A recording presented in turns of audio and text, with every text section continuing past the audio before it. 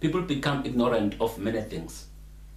Others would use prayer to substitute real issues of the spirit, of the cleansing of the energy of the disease or of bad luck.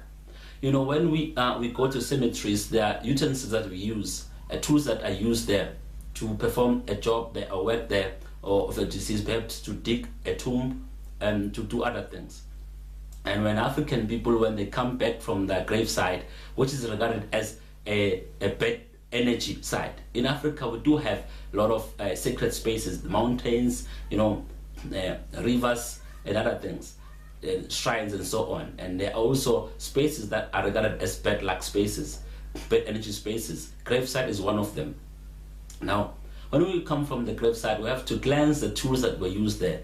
You find people putting an aloe there in the water to just to wash their hands. It is a symbolism of disconnecting the energy that was there, that it took from that space that is negative. And also the tools that were used there will have to be cleansed.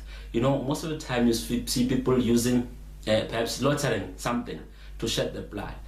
It is to misdirect, because the blood that will be shed there will be buried. Now we know that the entities that are hovering around space, they want to come to life through one thing, which is blood. Now when we slaughter a cow or anything and shed the blood, when we're cleansing the tools, it is to misdirect the energy so it does not possess the living, because they've got blood still.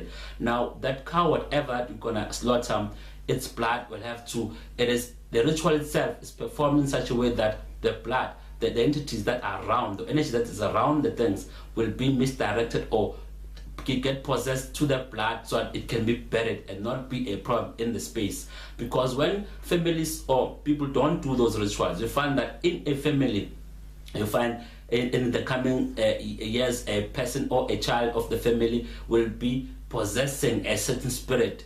They'll be telling you that they have to go undergo initiation to become healers, because they possessed certain spirits, perhaps of a good ancestor, perhaps of a bad spirit, which is regarded as perhaps as demonic.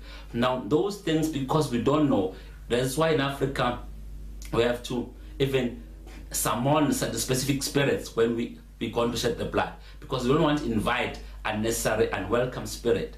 Now because that ritual is not of welcoming or of inviting a spirit, it is of cleansing. Now everything that was used in a graveside will have to go. If it's an entity or a spirit that is not welcome, will have to go and be attached with that blood that will be buried. Now those things are very serious. Now if someone would dismiss everything in the name of prayer, you have to understand what prayer is. Prayer is self-motivation. Prayer does not change space. Prayer does not change anything materially. It changes an attitude of a person. It is self-motivation. It is good to pray. In fact, we do need motivation. We do need hope in life. But hope itself does not stop the reality of things.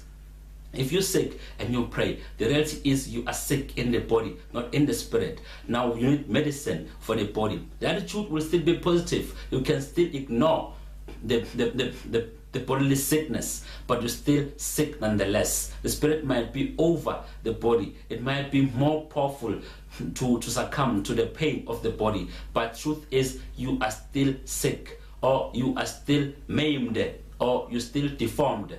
Prayer does not change a deformation. Now prayer changes the attitude of the mind, not a reality of matter. Now we have to understand that we're dealing with reality here, not just an attitude, not as a thought. A spirit is a reality. The reality is seen only when the spirit manifests through flesh. So we can't wait until then. That will be too late. Today we see a lot of things. We're dealing with a lot of problems whereby you see a black youth going through problems, through situations that are not explained, but we don't understand as a black nation. They're getting involved into drugs, involved into a lot of things. It's mainly because we took these things for granted, things that we're supposed to do as a cleansing, because a human spirit is pure. Now when people become take a specific behavior, it's mainly because they've possessed and nothing else. Now possession can be cleansed. It is not a matter of prayer. If prayer worked, people would not be sick with AIDS today. People would not be sick, dying with cancer today. We're not saying it does not work. It works. It is an attitude principle. It deals with an attitude of the mind, not a reality of the matter.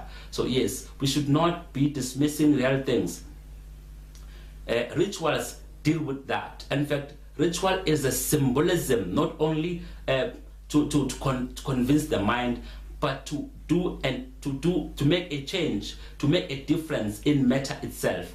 And because something was done, an attitude will be created as well. One would understand that I have done a ritual, therefore this thing is not with me anymore. Because we also need an attitude. Even though we have dealt with a ritual, we also need an attitude. Now, the ritual itself will create a different attitude in a person's mind to say, that was done, so be it, it is done.